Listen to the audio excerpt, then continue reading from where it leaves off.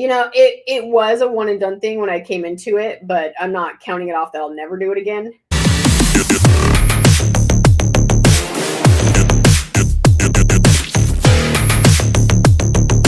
All right, guys, welcome to a new episode of the Type1lifting Podcast. I'm your host, Thomas Lennon.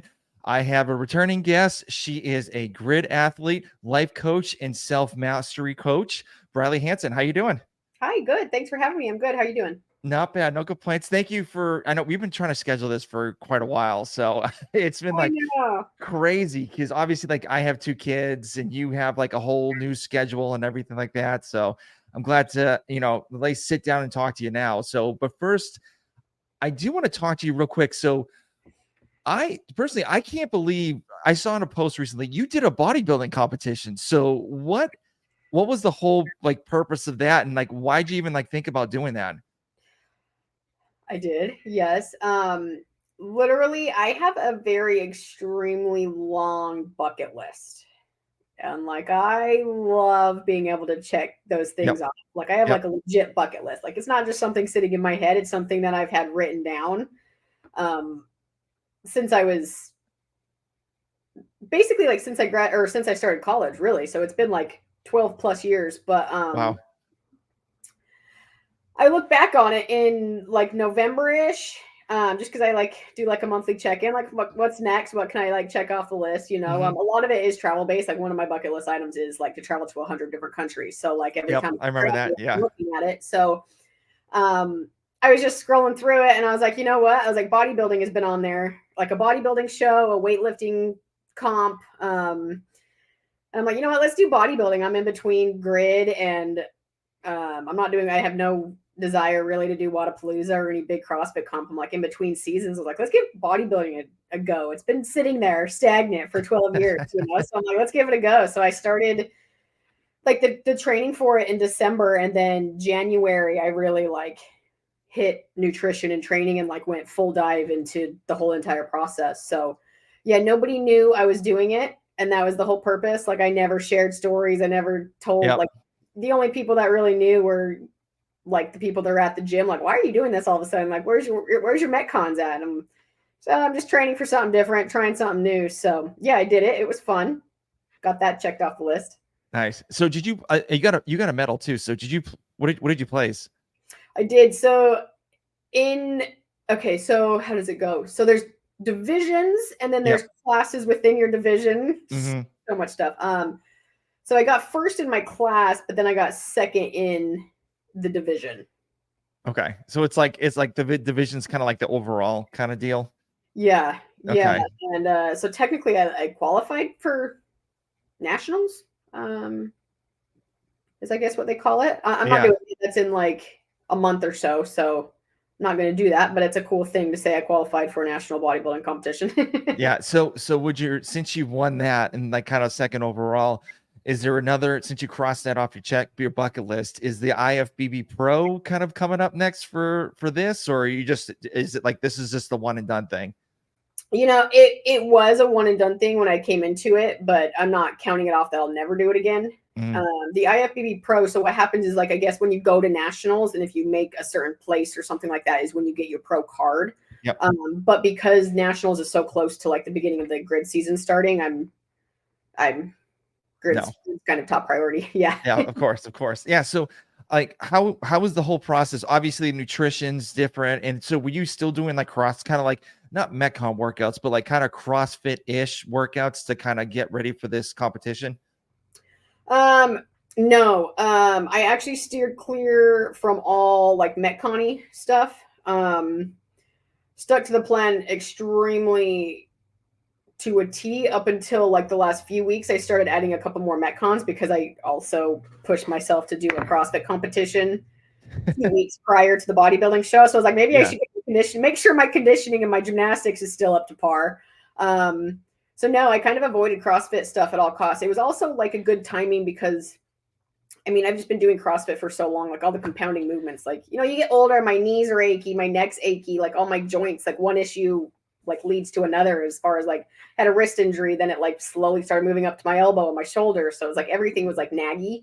Yep. So perfect timing because, and I actually learned a lot about bodybuilding. I loved training bodybuilding. A lot of my aches and pains went away throughout the process. So that was huge just because I wasn't doing all the compounding kind of movement. But yeah, I went full dive into bodybuilding up until that last couple of weeks of just that CrossFit competition. Really was like, okay, maybe I should try, just make sure I still have, maybe make sure I can move for 10 minutes, without blowing a lung out. But yeah. So how hard was it towards the end to get to the body that you were aiming for that competition? Because I know obviously diet, then you have to restrict yourself a little bit to get thinner and like looking more lean. And so was that painful for you, or like how was that for the whole experience? Nutrition was definitely the hardest part, which I'm sure it is for everybody. Obviously you are restricted on calories, but everything I was eating, I didn't feel like I was like starving myself, like most people kind of assume or perceive from the outside. Yep. Everything I was eating was just like low caloric food. So even though it was like a lot of chicken and lettuce and stuff, I was eating like large amounts of it. So I wasn't starving necessarily. Towards the end of it, I actually didn't know this until I have like a full on like 10-day plan that I followed, and my carbs did get really low. I did get really weak, like about 3 weeks before the show, just because my carbs were so, like my legs felt really weird, like even just walking, like I was weak. But yeah, I lost 20 pounds, and I didn't think I had 20 pounds to lose. So I lost a full 20 pounds and 10% body fat in a mere just barely over 3 months. So it was a weird feeling. It was weak, but it was only my legs. Like I could still crush like my upper body workouts, but like my like my squatting and my strength in my legs definitely felt like it dwindled. It's fine. They're back and good to go now. But yeah, that last week you actually like high carbs. So I went from like 90 grams of carbs to like 250 grams of carbs. So that's a lot. Yeah, that's a lot. Yeah. Yeah. So I wouldn't say it was painful. I like pain, right? That's what makes you grow. So I enjoyed it. I enjoyed the whole process, honestly. Yeah, it's like a new experience. It's like something like, you're not used to. Obviously, once you get accustomed to certain things all the time, then you're just it's like mundane. And then like if you try something new, it's more exciting. Yeah. Yeah, it was fun. Except for, I will be honest, the day of the show, like you trained so hard for this, and then it's like it is a very anticlimactic experience. I'm not performing, right? It's not like you've been training for this and then like something could go wrong. Like, no, you just stand there and flex. And I'm like, okay. Like, so I wasn't even nervous because there's nothing, like I've done what I can do, right? There's no error at this point, really. Yep. So yeah, exactly. It's a little anticlimactic at the end, but the process leading up to it was fun for sure. Yeah. Now I'm wearing a t-shirt that says Quad God. So I don't think I'm the Quad God. I think you're the Quad Goddess. So so I know you have a larger quad. So were you kind of worried about that going into the competition, or like what were some of the things that you noticed on your body that you're like, maybe I should just like trim this down a little bit to make me look good in the competition? Not that I'm saying you didn't look good, but honestly, I don't know shit about bodybuilding. Like there's bikini, which obviously you're really skinny. There's figure, which goes into a little bit more muscular, and then physique, which gets a little bit more muscular. So as far as like, and I actually had someone ask me this question, like, what is the one part of your body? I'm like, I don't care. Like, I don't care. Like I'm doing this as a bucket list item. I don't care if my one quad is a little bit bigger than my other one, or my calves aren't the size they should be. Like it's not, I'm following it to a T, doing the best I can. So like, I didn't body shame myself at all. What is funny though is like going into the bodybuilding show, everyone's like, "Are you doing wellness?" Because wellness category is all like quad and glute focus for the main part, and then you want to be super muscular on the lower half, and then not quite as muscular on the upper half, I guess. I didn't do wellness, but every single person was like, "You're wellness, right?" Just because my quads are just so prominent. But yeah, as far as that, like I wasn't going to body shame myself or tell me my arms didn't look good enough or match my legs or any of that. So I was good with it. Yeah. I mean, you looked, I'm a married man, but you did look great on the show. So it's like, I was like, you definitely fit the part on some of those pictures on Instagram that you have. Thank you. Thank you. Yeah. So the next question I have is, I know last time we talked, you were, I think you were designing hats or something like that. I think it was like 2 years ago, roughly. And then you kind of switched your focus into becoming a life coach. Now, what was the whole process of you going into becoming a life coach? And were you kind of like inspired by other people saying, hey, you're doing some cool things, like I want to do cool things? So what was the whole, like, steps making to become a life coach? Really, I was so like dishappy with, is that a word? Dishappy? It's unhappy. Well, yeah, we'll call that we'll call it a word. Dishappy, whatever. Yeah. I was so unhappy with like my day-to-day life. And as a personal trainer, like I was helping so many people reach fitness goals, right? Like whether it be weight loss or strength or whatever it may be, like I'm helping all these people reach their goals. And at the end, it was like, let's say 6 months and they've lost their 30 pounds that they want, whatever it was. They're like, cool. Yep. See you later. Yeah. Like it, and they like, it's like not this huge hurrah. And I'm like, you just hit a huge life goal. And it's like, it just got me like into the mindset of like, I'm not happy with like my current situation either. Like I said their quote unquote fitness goals. And it's like, cool, but it's like, okay, so I'm basically like distracting myself from their other 23 hours of the day. Like, how can I get them excited about everything else? So it's not just another thing that's like done and over with. And it was really like me being so unhappy to the core of myself and like who I was as a human that I really started listening. It really started with like me starting to listen to Jay Shetty podcast. I don't know if you know Jay Shetty. But, yeah. And I know. Yeah.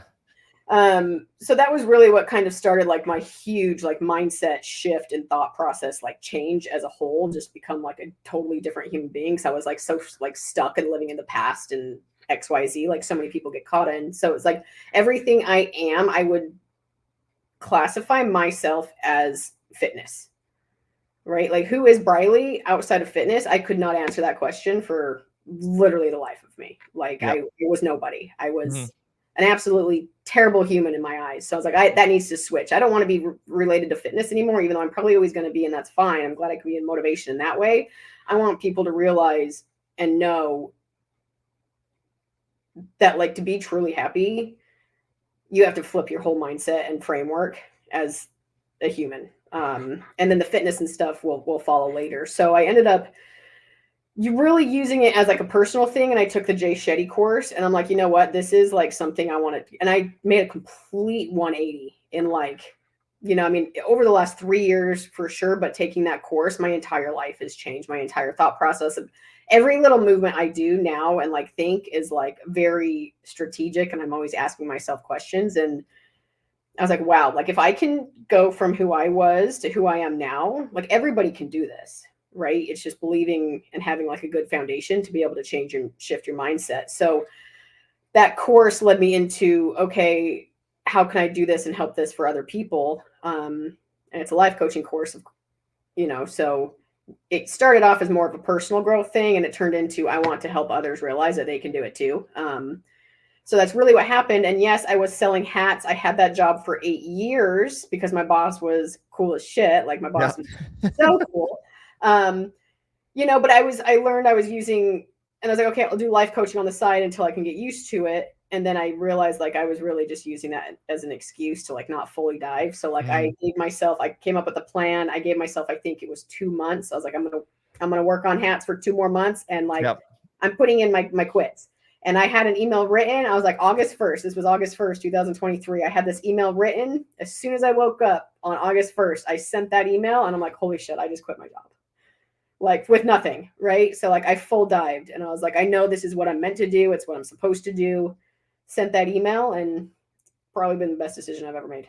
Yeah. Now with your boss, because I know your boss was like, as you said, cool as shit. So did they understand what was going on and like with the path that you wanted to take? And they were like, yeah, I completely understand. Yeah, go for it. Oh, 100%. She was like, I can't believe it took you 8 years. She told me from day one, when she hired me, she said, this is not going to be your lifetime job, but she definitely creates like that atmosphere where like people want to stay. Right. So yeah, the day I sent that email, she was like so stoked for me. And the only thing she said is, I can't believe it took you 8 years. Yeah. That's awesome. That's really cool. It's cool to have like a boss that knows like you're not really meant for this job, and then kind of like about when you are about the time to leave, they're like, okay, finally, like, let's see what you can do. And obviously she's probably like, yeah, if you need any help, just let me know, and kind of go from there. Yep. That's awesome. That's really cool. Regularly. She makes my grid team hats and stuff. So that's awesome. That's really cool.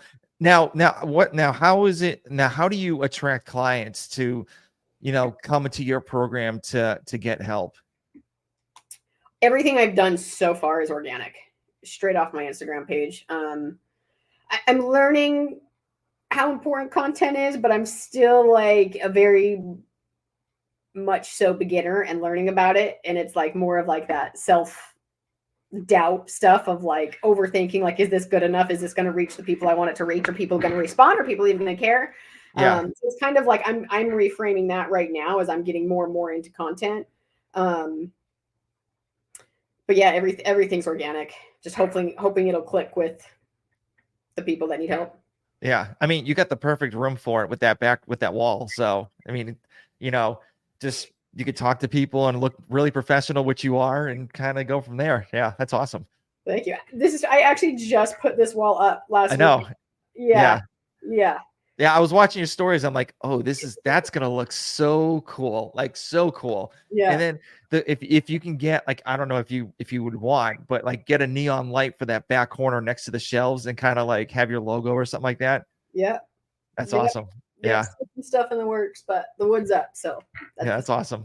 And I know last time we talked to you, we were talking about you starting a YouTube channel, and you have one already, and you're posting your workouts, and you I saw the one I think the last one you've done about your 2024 goals. And so are you looking to produce more content for that, or is it just mainly like what you're just focusing on Instagram? That YouTube channel started as purely fitness and trying to help people realize that it doesn't take 2 hours a day to just feel better. It takes 10, not even, it can take 10 to 20 minutes a few times a week without any weight or equipment, because people we really like to help people with the excuses to help realize like it doesn't take much. I have phased out of that mainly because my editor was really busy, which is fine.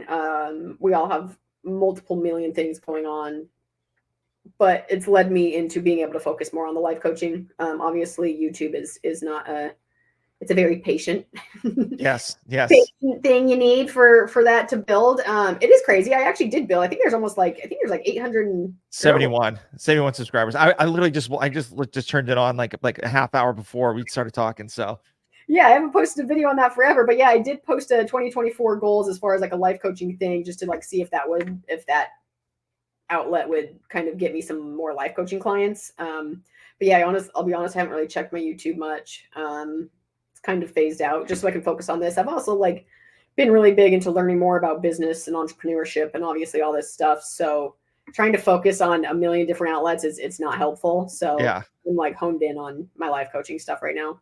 Yeah. So I have a little pet peeve about entrepreneurship. So I hate that word. Like that is like the one word I do not like for me personally, because everyone uses it. It's like, oh, I'm an entrepreneur. Oh, what do you do? Like, oh, I'm working on it. It's just like, no, you're not an entrepreneur yet, so I don't know why you're doing it. So I think it was like a really bad word in the like 90s and the early 2000s. And then once like Gary V came around and like the entrepreneur word started getting like super, super cool. So that's why everyone started using it.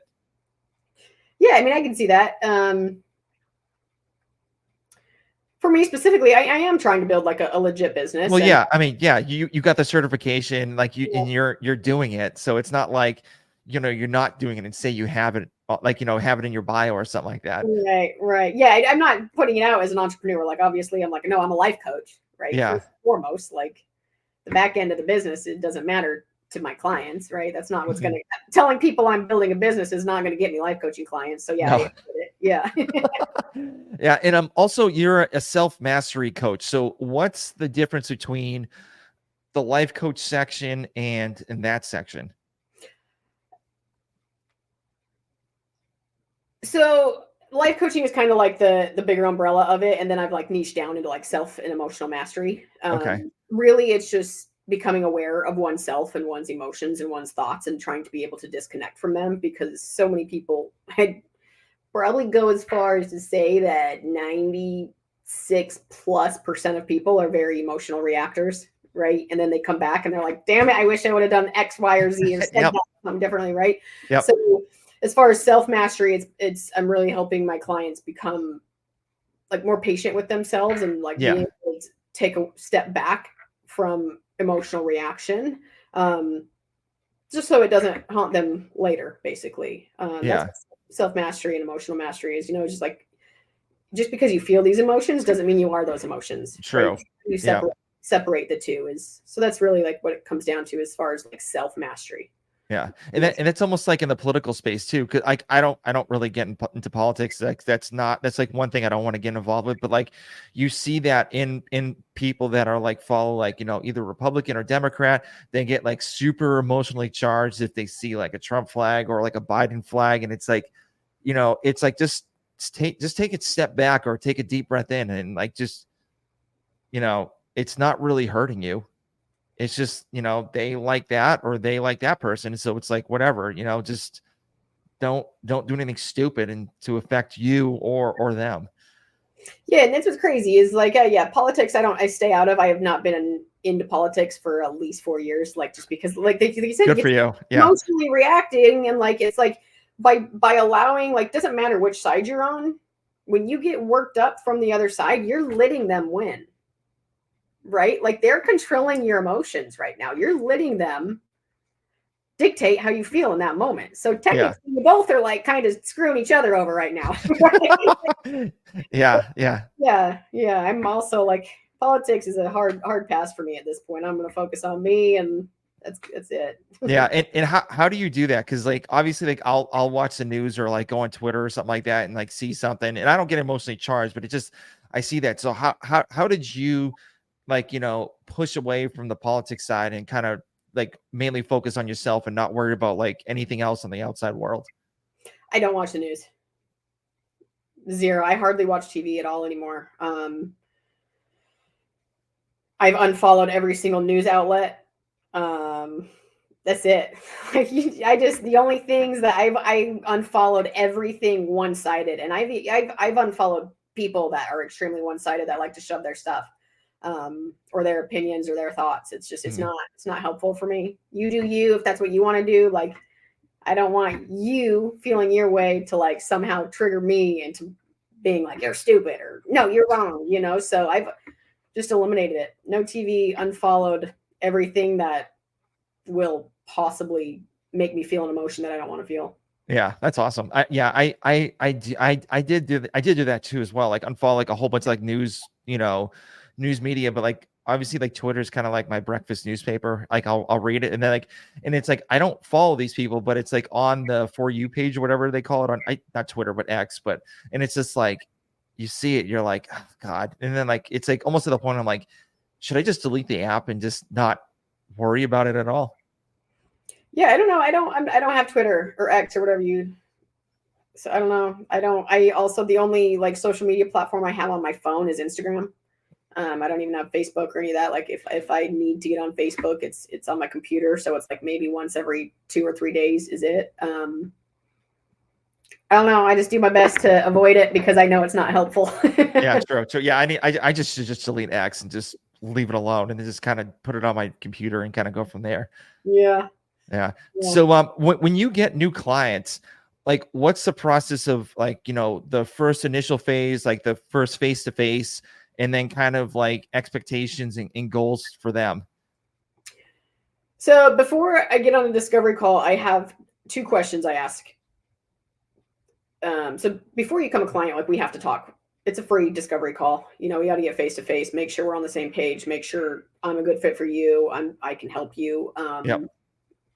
Obviously. So then there's 2 questions I ask them before I get on a discovery call. And that is, what is like the primary thing or the most important thing that you want to change or help yourself with, like whatever that may be, whatever realm or area of life it is. And then the second question or the follow-up question is, what happens if this doesn't change?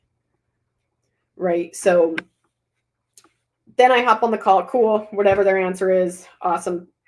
Thanks for the explanation. We'll hop on a call, and then it's really, I just explain that everything we do. A lot of people, well, life coaching itself is a fairly new term, right? Yeah. I mean, Yep. we've had it for 15 plus years, but it's fairly new and it is growing like rapidly. And a lot of people now are relating it to therapy.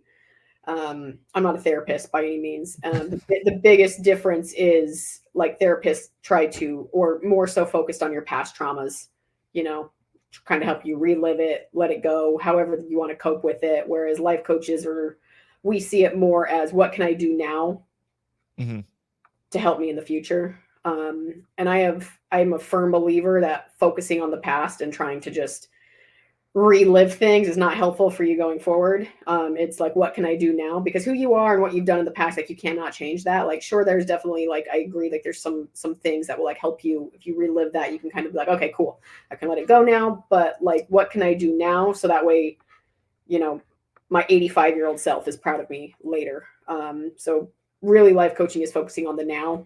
So that way we can make today, tomorrow, next week, next year, the best it can be.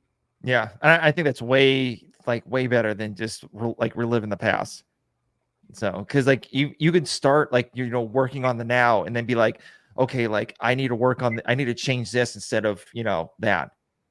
And so, and it could be like real quick compared to like, reliving the past, just constantly thinking it over and over and over instead of, looking in the future and be like, I want to get here. Yeah. Yeah. I feel like focusing on the past is very emotionally draining. It brings up negative and unwanted emotions. And again, like that's fine. But what can we do now in the present to like not be those emotions? Just because you feel those emotions doesn't mean you have to like be them moving forward. Right. Yeah. So it's really just disconnecting from those and learning that like that is in your control, regardless of whether you know that or want to believe that or not. Like it is in your control to completely change. It doesn't matter how old you are. You can change anything you want, like today. So yeah, exactly. Yeah. And how many clients do you have right now? And how many clients are you kind of like tapped out at that you want to get to? I don't think I've tapped out yet. Right now I have 7. I think the most I've had at once is 9. But I haven't tapped out. Okay. And I think that's more, I haven't got to that point yet where I'm like, I need to create a wait list. I think it's also a very patient journey. You don't get clients and stuff every day. So it's really, I probably need to step up my marketing game and my content game. Because I do realize I put numbers together, like about every 2 posts I make about it, I get a discovery call is what I've come to conclusion with. And I'm closing about 70%. I'm doing really good on closing my discovery calls. We'll say that. That's awesome. Yeah. But I'm not like, because everything I'm doing is organic. I'm not like completely confident in it. Like I kind of like definitely procrastinate a little bit. So that's more so on me. Maybe I need to market. Maybe I need to start doing some paid ads, something. I don't know. It's a lot of stuff, but yes, I'm not tapped out yet. That's good. Yeah. And typically like, I have one client right now that's not like, not a life coach or anything like that. It's just like a diabetic that's kind of, manage their blood sugars like during workouts or like, and just, I'm trying to help them out, like finding ways to, keep their blood sugar at like a normal level. So with you, and I have like for 3 months as of right now, because, I just want to we're just testing the waters. So is it like a month-to-month contract for you, or is it like a set like since 6 months goal? Or when you do like when they would want to sign up, you say like, okay, you may have like, I think you could hit this within like 3 months. So how does the like, the length of the working with the client work for you? The minimum is 8 weeks. Okay. And it goes up from there. The package options go up from there, but the minimum is 8 weeks because not even most, 100% of people, if like, they're not coming to me when they're 10, like you've been this way for decades. You're not changing overnight. It's just like, I always like to relate it because it's the easiest way. It's like, you're not losing your 20 pounds overnight, right? It's a process. So like the very minimum I will allow my clients is 8 weeks and that's like, we'll just barely touch on like the foundation of like what it takes, right? Yeah. You've been this way forever. it's not going to change overnight. So it's really like the first 8 weeks is like just deep diving into why do you think the way you think? Why are you doing what you're doing? Right. And then once you can really figure that out and define that for yourself, then we'll start putting like some action and some steps into place. So that way you can create the habit to make it change in the future. Yeah. Now, since you have all these clients and kind of working on their schedule and managing them, how do you balance, working on yourself as well as like working with the clients? Crazy enough, this whole process for me has got me to wake up. I do not sleep in past 5 anymore. Okay. That's crazy. I am up between 4 and 5 every single day. Like before my alarm, I'm like out of bed and I'm doing myself stuff. Like I answer questions for myself every single morning. I have this huge log that goes on and I answer very specific questions every single day. I'll read or write. And then, I have a good morning routine where I'm working on myself first before I even start the day. That's awesome. Yeah. That's I do that too. Cause I wake up at like 4 o'clock in the morning, work out, and then like I'll get home around like 6:30 and get the kids ready. But sometimes like, during the summertime when they're not in school, I'll focus on myself and like, get some work done with like the YouTube channel, posting or whatever, just to kind of get myself situated so I can actually be try to be more present with my kids and my wife, throughout the day, even though like, the cell phone is just one thing that just like kills me every single time. Cause like, if I get bored or sit down, I'm like flipping the phone, just like checking on social media. And I'm like, I should really, really get to the point of like not doing that. Cause like my son's telling my wife like, hey, dad's on his phone like all the time. And it's just like, God, I gotta get off of this. The kid's ratting you out, huh? It's that bad. Oh, all the time. He rats me out on everything. Because obviously, you know who he likes better. Obviously, the mom. So everyone likes mom first. So it's like I get ratted out every single time for like the littlest things. That's funny. I realize that too. I catch myself in. I've gotten a lot better at it. I've put the limit on it. Like I said, I only have Instagram on my phone, but I've set a limit to where like when that limit pops up, it's like, oh, your limit's done for the day. I'm like, oh shit, I've been on my phone I've been here for. It's funny you say that. It was set at 45 minutes. I did like a whole time audit of myself, and it's for content. So it's actually crazy timing that we're talking about this. It's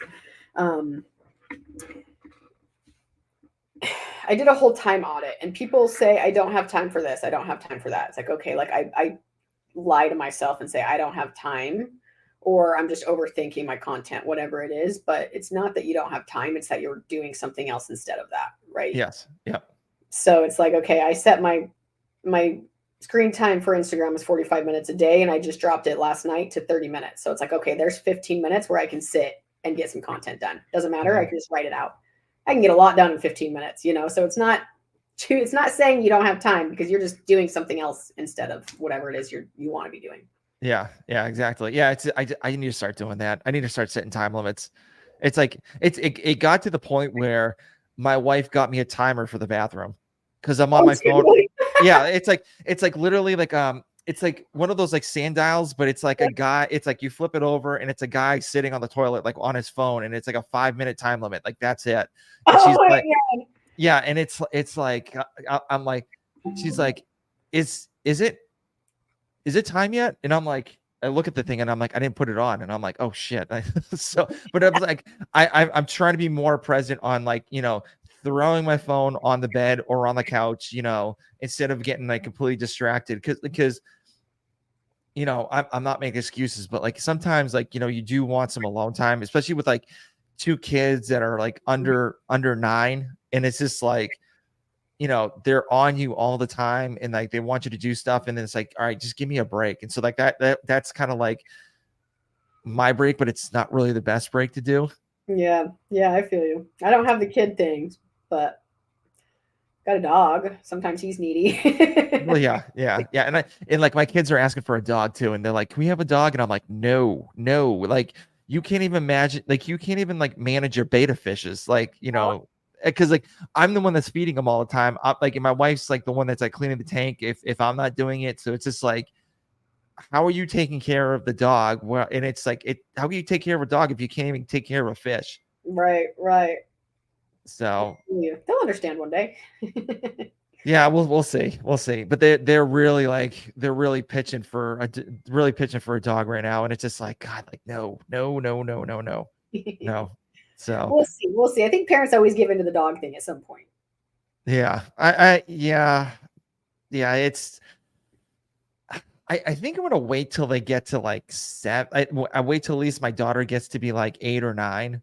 She's 5 right now, so maybe 4 years. But like, we had a dog before, and he made it all the way to like 15 years. It was a yellow lab, and like we had to put it down. And so my wife doesn't really want to go through that trauma of putting our dog down and again and again and again. So it's just like, I kind of understand, because like the last like 2 years of having that dog was just so stressful. And like the last like month, I was literally picking it up, bringing it outside, letting it do his business, and then picking it back up and then bring it inside, because his back hips were so bad. Yeah, that's the sad part about it. Yeah, and it's like, and we had to feed it like CBD treats just to kind of like make it high as a kite to relieve the pain. And it was just like sleeping on the bed the whole time. So it was just like, right. it's not, it's a sad process. Yeah. So we'll see. I hope we don't get one. So, but that's just my opinion. My fingers are crossed for you. Yes.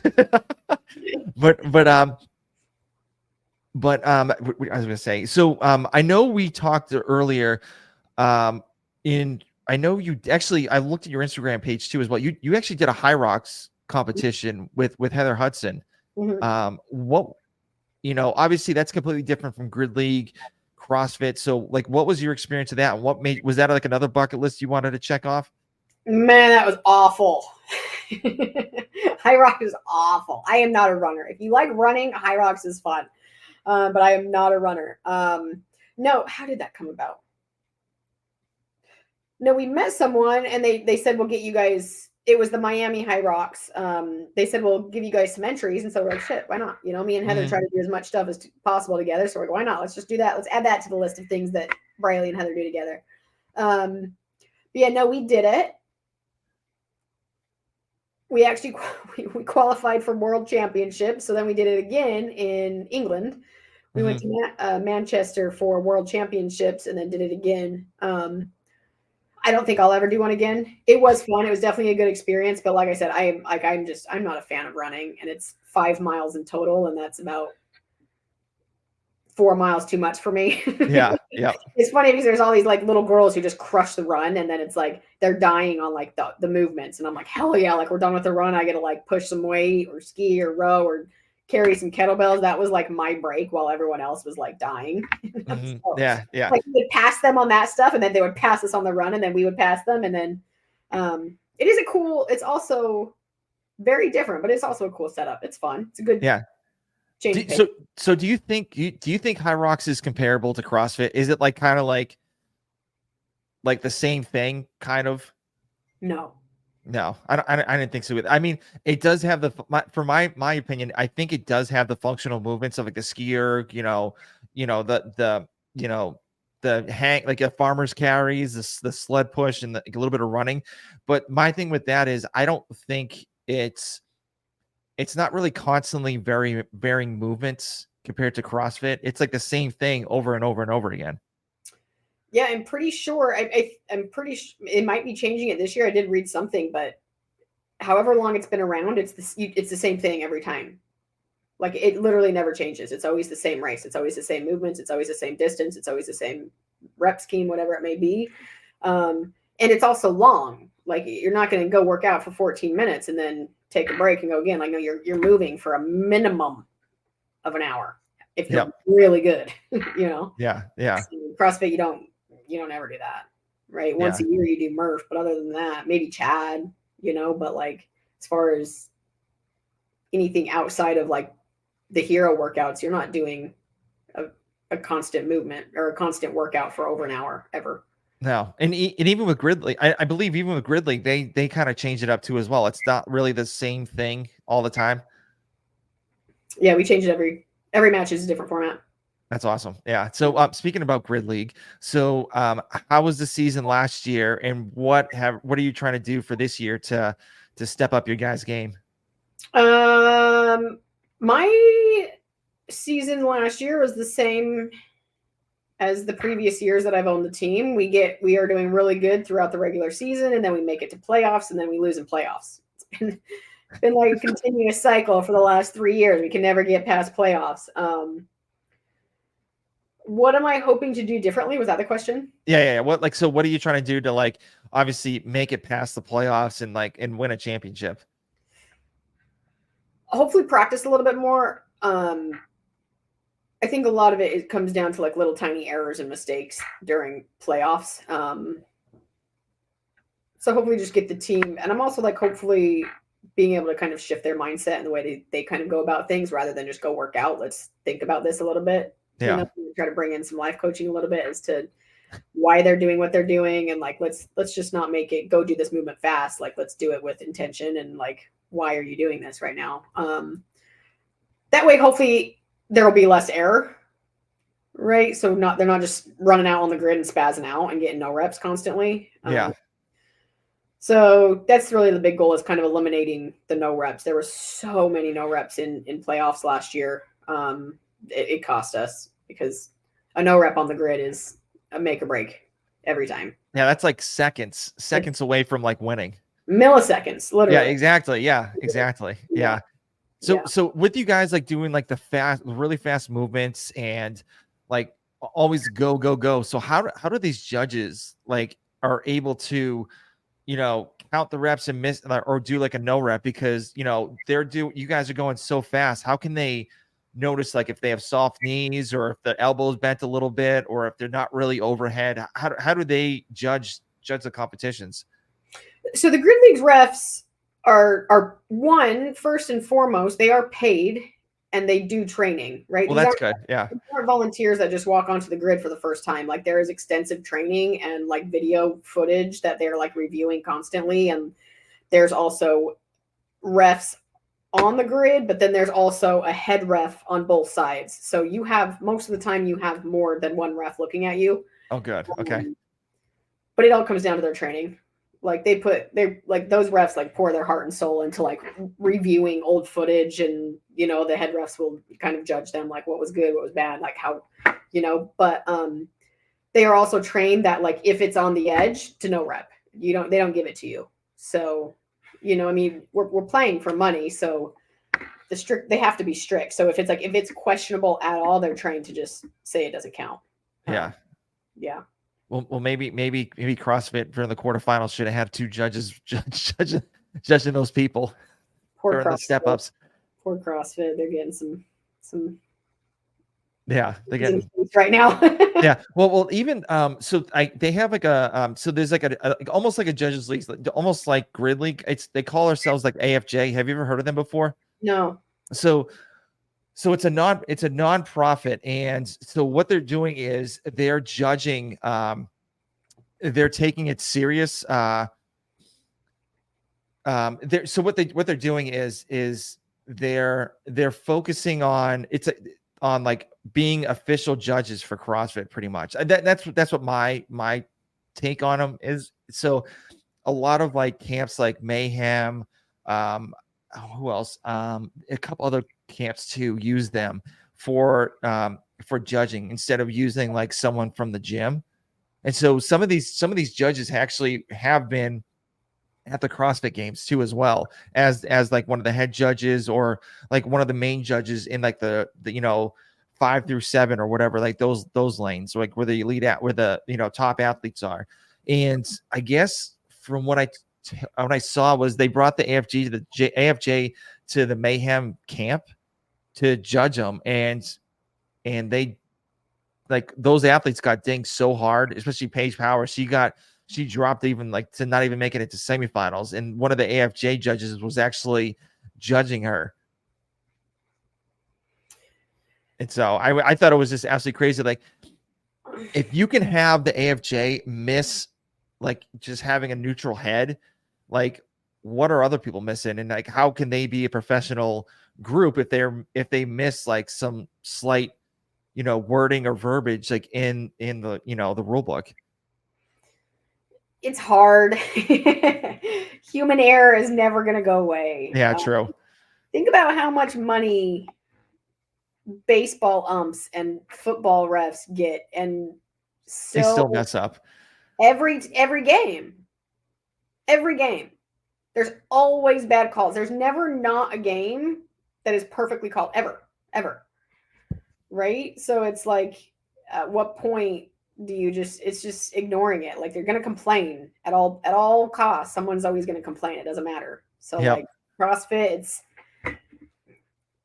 I mean, hopefully they're not trying to cheat just to get to semifinals, I don't think so, especially in the Mayhem camp. Like I don't like Paige Powers. She was like top 10 in last year's CrossFit games. So it's just like, I don't think her intent was to cheat, because I know probably other people that are in semifinals or quarterfinals were trying to cheat the system to get up on the leaderboard to make a name for themselves.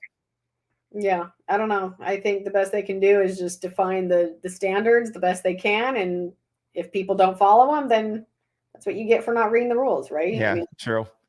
Yeah. So does Gridley have like a rule book or anything like that for movement standards, or how does that work? Extensive rule book for every movement. There is, yes. And if you notice, if there's ever like any sort of discrepancy on the grid, it'll come down to video, and then he brings out the rule book every time. You'll see him. He'll be on the grid, like, here's the standard, here's the rule. That's it. Then there's no question, no argument. Yeah. Right. Yep. Now when they do replay, is it like all in slow motion just to see if they got okay? Yeah.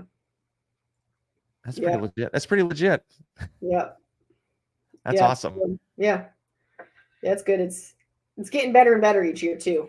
Yeah, and it's still a new, and your grid league's still like relatively new too. But it's not like, you guys have been around like for like 40 years around like that. You guys are still growing, which even your social media presence has been absolutely huge. It's been a huge spike. Yeah, it's brand new. It's just getting started. Yeah, and I could see some good things coming out of it too, which is awesome. Especially, you have a team that's actually in Atlanta now. Mm-hmm. And so are you guys looking to expand more into like other states and try to make it like slowly grow here and there?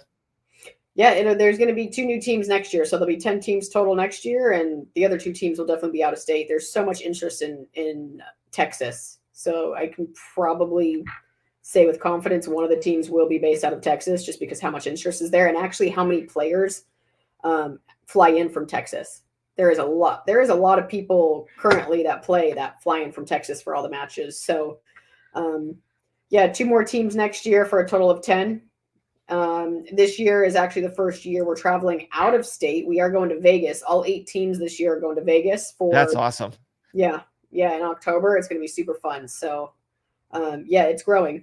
It's growing. It's cool. And with the competition in Vegas, so is it for a is it for like a bodybuilding like not like a fitness like a fitness showcase or whatnot, or is that where you guys going to be training? It's a fitness expo. We will be with Mr. Olympia. Oh, that's awesome. That's really cool. One of the 40 plus sports that will be there. Yeah, it's going to be huge. Yeah, it's super exciting. So, and then it's also a double header. So every team will play on Friday and Saturday, and that is actually a very important double header, because that's what dictates who goes to playoffs the next month. Very cool. Yeah, super important matches. Yeah. And one of the things I get when I do like CrossFit like style movements or like, like Olympic lifts or whatnot, a lot of the people in the bodybuilding space or like other like, bro split spaces like really, poo-poo CrossFit. So what do you say to those people that like poo-poo CrossFit and like grid league movements in, from what they typically do? You do you. Cool. Honestly, it doesn't affect me, and that's part of the emotional mastery. Like what they do, like I don't care. Like I don't care what I'm doing, right? The one big thing though is, like a lot of people are like, oh, it's the circus of CrossFit. Like grid is now like the circus of CrossFit. Like people already shit on CrossFit. Now people are like, oh, now it's a circus of whatever. But what we're doing, what CrossFit does is test your fitness, right? And that's not what grid is. We're not testing people's fitness. It's a sport. It's for entertainment. This is a spectator sport. It's a race. Yeah. Yep. Like football or basketball, it is head to head against the other team. We're not testing anyone's fitness. We could care less what you do. We could care less how or what you train. That's what the sport of CrossFit is to test your fitness. We are testing nothing. It is entertainment. It's a race. That is all it is. Right? Yeah. You want the most points as possible. Right. Exactly. So it's what people care or say about the movements. I don't care. Makes no difference. There's not a single player that shits on it. They love it, so, and the people that are grid fans absolutely love it. So it's, like I said, it's like everything's going to get backlash. It doesn't matter what it is. Yeah, true. I mean, even like doing like bodybuilding is the same thing. Like, oh, you're on steroids or something like that. So it's, I could see that. Or have CrossFitters make fun of bodybuilders, like, oh, go do your bicep curls, like it goes both ways. True. So how do you, I know you're doing that fitness expo in Vegas, and what else are you guys doing for the Grid League to grow and like get more eyes on your, on the Grid League? So we try really hard to be, in the past, we've like rented out a gym or a facility to put the matches in, and that's not the best way to get eyes. So what we've done really well over the last couple of years is we try to get in with fitness expos. Mm-hmm. Right. So that way, like bystanders, like it's almost impossible when a race is going on for someone to not stop and be like, whoa, Yeah. Yep. So everything we're trying to do is within expos. So our opening match is in July in Orlando, and it's also at a fitness expo. I think it's, what is that called? Like USA Fit, but we have a couple expos in Orlando. But yeah, we just try to get within expos now. So that way more eyes are on it. Yeah. And TikTok, the Grid League TikTok has like gone pretty big too as well. I think that was a huge thing for getting more eyes on the Grid League. Yeah. Yeah, I know their socials are huge. I'm not a TikToker, so I actually don't really know what their TikTok is. Yeah, I mean, obviously social media and the organic stuff is it's very appealing. You see someone doing like really fast burpees, like it's crazy how many views the fast burpees get, or the burpee backflips, or, it's intriguing. That's why it's like impossible not to stop when you see it, whether it's on social media or in person. It's cool. It's exciting. Yeah, exactly. And what are you guys doing to get like bigger sponsors to promote, like, to sponsor your teams or sponsor the Grid League? It's tough. Sponsorship is very tough. As a team owner, it's because it's a new sport. I think people are very skeptical of like, what am I going to get? Like, how am I going to, It's just really like being able to communicate the benefits of what you get, and obviously show them the growth that it's had in the last few years.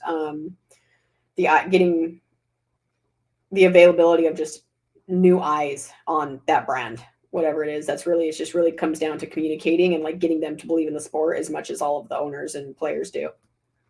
Yeah. But yeah, sponsorship is tough for a team standpoint and a league standpoint. That's been one of the biggest hurdles for sure. Yeah. And for your brands, so have you had a bunch of people like asking to be sponsors for you? And what kind of sponsors that do you use to kind of, that kind of fit with that you're the type of person that you want to be, or you are, sorry? I've never really had any big sponsors. I hate asking for money. I've tried to do a better job of it this year of like getting a sponsor just for the season itself, just because we are traveling a lot more. Obviously that's money. And I also try, as a team owner, I've always tried to push to like help my players a little bit more than myself, but with going to Vegas and stuff, I've tried to push a little bit more this year. Yeah. I also didn't do a very good job at it, but I'm also not married to any brand or anything. So it's really hard for me, and I'm not like a huge supplement person. So it's been really hard. Like there's three things that I've like consistently like tried to get sponsorship for, and I've never been able to do it. One is, this is going to sound so ridiculous, but the amount of money we spend on seltzer water. So like LaCroix or Polar, I've tried so hard. I can't do it. They're not budging. But that's like a daily thing for me. So I've tried really hard for them just because I know I would do well, and I drink them every day and I use them every day. And people like, even when I compete, like I'll always bring one on the field with me. Doesn't matter, grid or high rocks or whatever. Like I always have like a LaCroix or Polar like in my hand, and people are like, how do you How does your stomach not like they explode? Yeah. I don't know, but like I don't drink regular water. That's all I drink. So like between them, Innovate, I love Innovate. Their shoes are just like top notch for me. They're the most comfortable by far. I've never been able. I do a lot of shoots for Innovate, but I've never been sponsored by them, so that's also a bummer. And then I don't now because I chopped my hair off. But Junk, I'm a big headband fan. Obviously, 99% of my pictures I have a headband on. So those are like the three things where I would feel confident and like even like asking for a sponsorship. Yep. But I've never been able to. So it's like I would never ask somebody for money if it's not something I'm like die hard for. It just doesn't make sense to me. It's not fair for the brand to like subpar it. So yeah. I hear. So have you ever thought about SodaStream? You want to know what? Soda, we have one. We've tried it. It doesn't get nearly as many bubbles as I like. So I have one. So here's my little trick to getting more bubbles on yours and in the bottle. So you put in the bottle, you do 4 pumps in of like the CO2 whatever that's in there, but you got to hold it a little longer. It's not like, hit it and that's it. You got to hold it for like at least like 2 to 3 seconds up, hold it for another 3 seconds up, and then like do that for 4 times. And I've noticed like a lot more bubbles in there. Yeah. Okay. I mean, literally, it's dusted for sure. But I do have one. It's been sitting there for a solid 3 years without being used, though. Yeah, and I don't use flavors or anything like that. I just keep it like just unflavored. Plain's my favorite flavor. Literally, look at this. I even have a pop socket LaCroix on my phone. Plain. Nice. Plain. Plain's the best. That's awesome. So we're getting close to the end. So I kind of got the final thoughts. So I know we kind of did it last year. No, 2 years ago. Gee, it's been like 2 years. It's crazy. So what are I know you have a couple goals as a life coach. So what are your goals like as a life coach or fitness or even like outside of both of those realms that you want to hit by the end of the year? Like I said, my main focus is life coaching and just like trying to build the awareness to help people, like to help people realize like they have it. Like that's my goal is I just want to help people get from old Bryleigh thinking to new Bryleigh thinking in their own way, right? Just to help people realize that happiness is not anything external. It's everything within you to like become that. So like my goal is to just help as many people as humanly possible. And I am launching something at the beginning of June that will hopefully kind of amplify that, because also life coaching, like the one-on-one stuff, like you only have so many hours in the day. True. Right? So like you can't really help the masses by doing one-on-ones all day. So it's like, how do you do that? It's group coaching, it's launching communities and blah blah blah. So I am launching something called Becoming Unfazed on June 1st. It's a 90-day process. So like that's my huge goal and focus for like pretty much the rest of the year is like building that community. It's a school community. Yes, launching June 1st. That's my focus. Like the rest of the year, I want to build that to like hundreds and hundreds of people. Like that's awesome. End of the year goal for life coaching. Fitness, do my best in grid. That's it. Fitness goals, grid. Yeah. Well, I mean, and also selling your sweatshirts too, right? That was so random. The Don't Be a Bitch stuff that I created like 5-6 years ago, like it's gonna be something. I know that's eventually gonna be something too. I'm not letting the Don't Be a Bitch stuff die because so many, I think I had like 1,600 subscribers to Don't Be a Bitch. It's just so compelling, that'll be something eventually, but like I had a logo created for it and I just had someone put it on a sweatshirt and then I had so many requests for that I was like, I mean, the design looked really good. So I have to admit, it looked really good. It's so good. So like literally I'm not selling those. That was a pre-order and done. Like it was only because like the number of people that like reached out and was like, how do I get one of those? I was like, okay, I have to do something now. And it's also going to help this small business. So I'm going to do it. But yeah, maybe the Don't Be a Bitch stuff will be a brand itself soon. But like I said, one focus, I can't keep distracting myself with too many things. It doesn't help. Yeah, true. So do you have any favorite books you like to read? Yes. I just got done with The Power of Habit and The Power of Full Engagement. They're all literally what I work on every single day is like being able to emotionally disconnect. Don't let my emotions control me. And like, how can I use that to coach? Right. So it's like, they help me be at like be better as a life coach and like ask more relevant, good questions to get my clients thinking. And then I just read one, Ali Abdul. It's his new book, but it's called Feel Good Productivity. Very good book. Those are the last 2 books that I've read, and all top notch. So I have a book that you should read. It's called The Success Principles. It's the guy that made Chicken Soup for the Soul. So it's his next book. I don't know the author's name, don't shoot me, but it's really good. Granted, it was like a 400-page book, but it was definitely I got a lot of tidbits out of it. So cool. Yeah, shoot me a message with that. Yeah, well, books. Yeah. Yeah, I have so many books. Like I literally have like a stack of 10 books that I have to read. It's just I haven't had the chance to read it lately. But like if it's just my wife and I going on a beach and like chilling out, like I just sit in my chair, read the book, barely go in the water, just constantly read the whole time. Yeah, it's fun. It's good. Yeah, definitely. So next question. So what is in your gym bag? Oh my gosh. The world's greatest gym bag, might I add, Haven. You're not the first person that said that too, by the way. It's such a good gym bag. I'm looking right now. I have like, this is literally last week. I was like, I really need to get rid of some of these. I have like 5 pairs of knee sleeves. Totally unnecessary. Like, yeah, totally unnecessary. Like, yeah, but some of them are for rope climb. Some of them are thicker and thinner. It depends on if I'm doing lunges or squats. I'm like, no, just get rid of them. You need one. That's fine.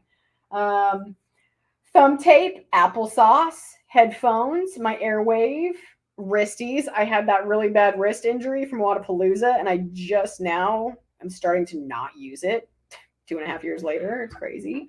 Chalk, jump rope, Element, my salt.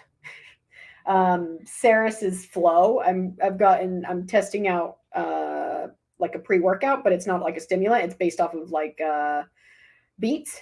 So it's supposed to like open up your lungs and your airwaves, so that way you can breathe better while you're doing Metcons. Yeah, I think it's like a vasodilator. So pretty much it expands like your blood vessels, like your veins to get more blood flow in certain areas. So yeah, yep, exactly. Chapstick,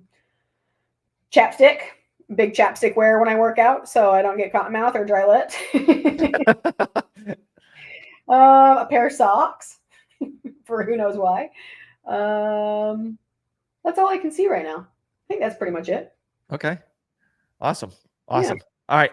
Next question. So I think I told you, I think I asked you this last time, but let's just say it's the last day on earth for you and you have all your friends around your bed. So how do you want people to know you as? Hopefully I'll have enough friends to gather my bed, and when that comes. Right now I'm limited to one hand of friends, which is fine because it's also like part of like detaching from what's not good for you, right? Yeah, exactly. No, just hopefully making them a better person. I don't want to be, and I've thought about this really hard, is I don't want to be that friend that like, and I'm not that friend. I've changed from that friend. I'm not going to be that friend that will like sit if you're having a problem or an issue that'll just say, oh, it's going to work out. Just trust the process. It'll work out. Like, no, I'm going to challenge you. Yeah. I'm going to ask you questions, I'm going to make you be a better person. I'm not going to let you just sit on the background or sit on the sidelines and hope things are going to get better. Right. Yeah. So I would just say, hopefully they say thanks for making me a better person. Awesome. So last question. So where can people reach out to you if they want to get some help from you as a life coach, or even like maybe possibly getting into the grid league, or, maybe having their first experience doing a bodybuilding competition? Like, where can people reach out to you if they have any questions? My Instagram, which is on my little screen. Which is right. I can't point to it because I'm not in that screen. So there you go. Yeah. Or my email, b@coachbryleigh.com. All right. Well, hey, thank you for coming on the show. I really do appreciate it. And I specifically don't do like early afternoon podcasts, but I only do it for you. So, well, thank you for coming on. And like, listen, like, if anybody has any questions about, or like has any issues, like, and they need help for a life coach, seriously, like, her Instagram is on point and she's very open, and get her as your life coach. Thank you. I appreciate you. And thank you for making time for my morning, since I'm such a morning person. Yeah, me too. But I'll catch you later. All right. Thanks so much, Tom.